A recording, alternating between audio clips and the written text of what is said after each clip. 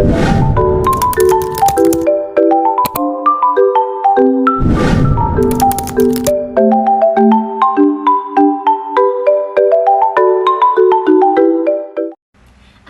warahmatullahi wabarakatuh. Perkenalkan, nama saya Amanda Putri Nurika dengan NIM belakang 175. Saat ini saya ada tugas ergonomi dan tugasnya itu untuk mengasih tahu kepada kalian semua barang-barang yang tidak ergonomi di rumah saya. Oke, sebelum video dimulai, saya akan menjelaskan bahwa tugas ini tuh diampu oleh Bapak Riko Surya Pradana dari kelas C.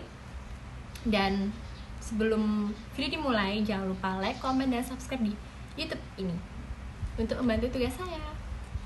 Oke, stay tune ya, dimulai dari video yang pertama. Oke, apakah kalian bisa melihat tanda yang tidak sinkron itu? Nah, tangganya kan agak masuk itu. Nah, kita akan beri penjelasannya. Baik, kenapa tangga menjadi tidak ergonomis? Karena di awal pembangunan ini tuh sudah terbentuk seperti ini. Jadi ini tuh tidak ergonomis karena dapat melukai seseorang. Bikin kalau misalnya jalan nggak hati-hati atau nggak teliti, itu tuh bikin cedera kaki seperti kesleo ataupun menggoreskan luka di kakinya. Jadi tangga ini cukup tidak ergonomis dan perlu diperbaiki sebenarnya. Seperti itu. Dan untuk barang yang kedua, kita akan lanjut di part 2. Lalu barang yang kedua yang tidak ergonomis adalah pintu kamar gudang makanan saya. Kenapa tidak ergonomis? Kalian bisa lihat sendiri, hanya terbuka setengah. Dan itu sangat tidak ergonomis dikarenakan kalau kita membawa barang itu akan menatap pintu ini. Jadi tidak ergonomis ya teman-teman. Dan ini tuh tidak efisien untuk menjadi seorang pintu. Jadi perlu diperbaiki juga.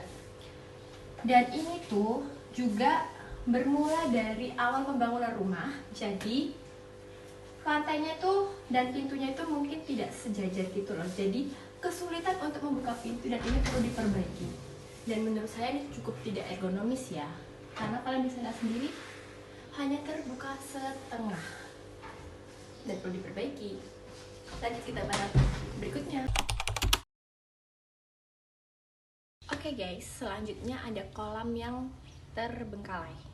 Kalian bisa lihat sendiri, sekarang ada tumbuhan dan akuarium yang tidak ada ikannya, tidak ada airnya, dan tidak terpakai, sedang terbengkalai di sini. Nah, kenapa kolam ikan yang terbengkalai ini tidak ergonomi?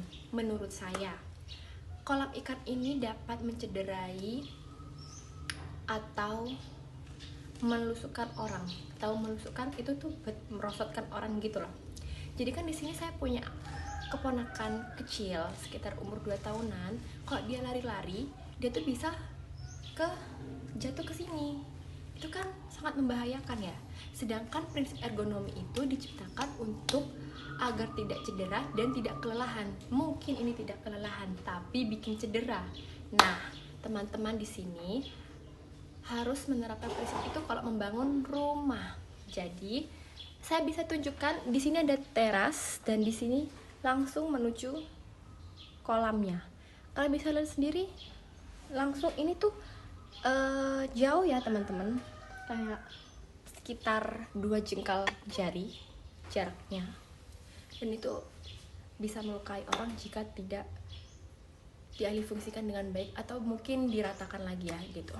Oke, kita akan lanjut barang ke selanjutnya.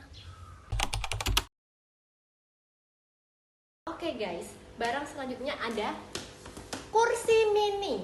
Nah, kursi mini ini digunakan untuk ngasih makan ikan di rumah saya. Padahal kursi ini tuh berfungsi untuk ngecamp ya.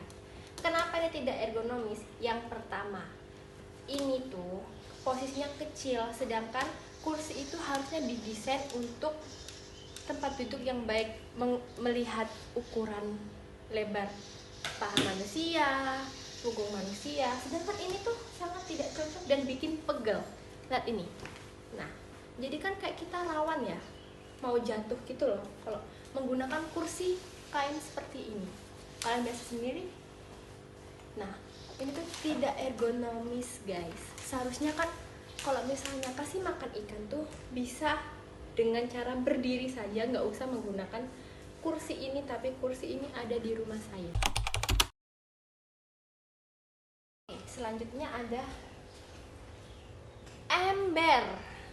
Kenapa ember ini tidak ergonomis?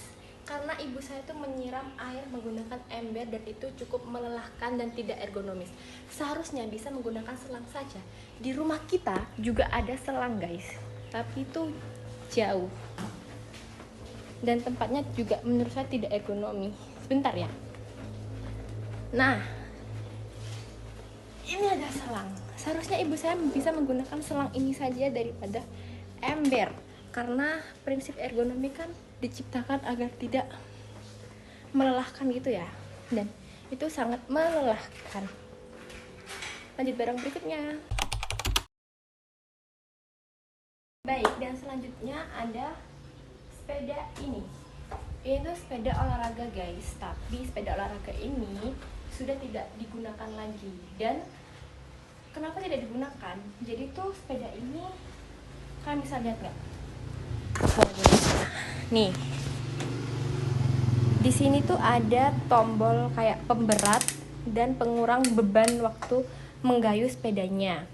Dan di sini tuh kalian bisa juga melihat kalori yang dibakarnya. Waktu kita menggayuh sepeda ini seperti ini, kalau kita naikin ataupun turunin itu pun tetap nggak ada ngaruhnya karena sudah tidak berjalan lagi.